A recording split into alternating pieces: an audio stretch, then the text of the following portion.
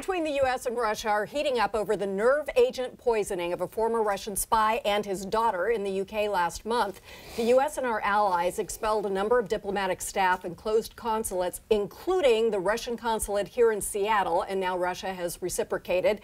So what were the Russians doing here in Seattle? Please welcome national security expert and former double agent for the U.S., Naveed Jamali, who lives in our area now. Welcome back. Thank you. And for his whole story, read his book. We have a link. We'll tell you about it at the end. But let's talk about this originating event in the UK. The former spy and his daughter were attacked by a nerve agent that is closely held by Russia. So what happened there? Why did it happen? What's the significance of it? Well, the significance of it is usually the Russians don't harm the families of the people they're going after. That's sort of an unwritten rule. So this is a departure for it. And clearly using a nerve agent is, I mean, it's awful.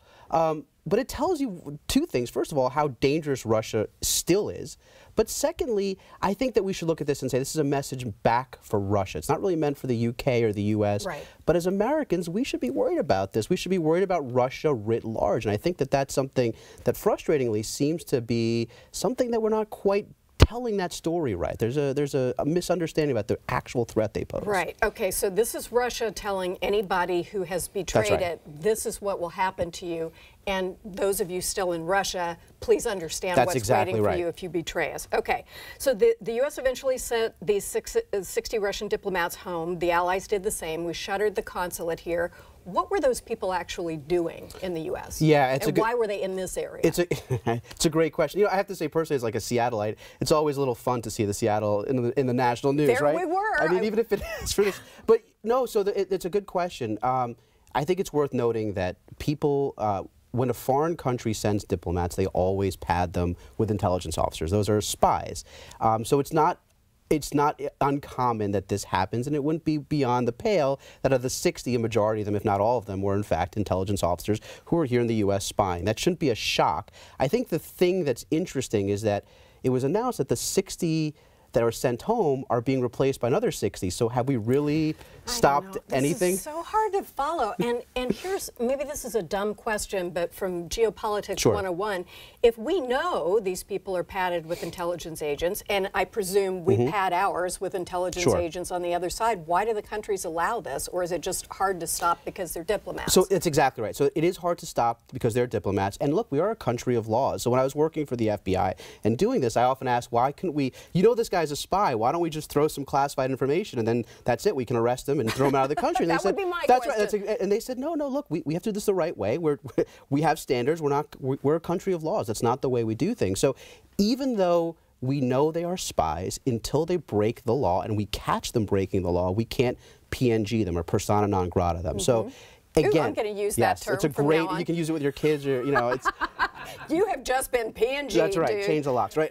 So it's an important thing that we know this, they know this, but if we start doing this sort of, you know, wholesale, the countries will do the same to our diplomats abroad, and that, you know, that doesn't solve anything. And then diplomacy goes out the window. Exactly right. Okay, what were they looking at, the intelligence agents who were here specifically? Who were they looking at? What are they trying to do? It's a great question. And, you know, Seattle and the Washington area, when you think about Boeing and you think about the defense contract, this used to be a defense contracting city. It's changed to, you know, much more tech, but that doesn't mean that there isn't actionable intelligence that they were collecting. So. And there's Bangor. That's right. There's strategic weapons. There's military bases here. So there's part of that too. But I think that also a big chunk of it is just knowing what the technology is going on here. And I don't look. I know for a fact. I don't know who it was, but I'm sure there were people in that consulate in Seattle whose job it was to spy on the U.S. to collect intelligence. And so we've shuttered that. And it's not opening anytime soon. So that has been a somewhat significant impact to Russia's ability to collect intelligence. But you know, they're going to be replaced with 60 more people. My understanding is from listening to the experts, including you, on national television, and I'm so glad you're here and sharing this with our local audience, is that what would actually hurt Russia is financial penalties to the oligarchs, and we have not taken that step. That's right. So you have to understand 60 intelligence officers. These are military people. They're going to be replaced. It doesn't really have an impact on Russia proper. It has a small, moves the needle a little bit on their ability to collect intelligence. But in terms of punishing Russia and making a larger statement, it doesn't do anything. I mean, it's really a pretty lukewarm thing. Seattle, while it might have an importance to some degree, it's not the New York City or the D.C. consulate.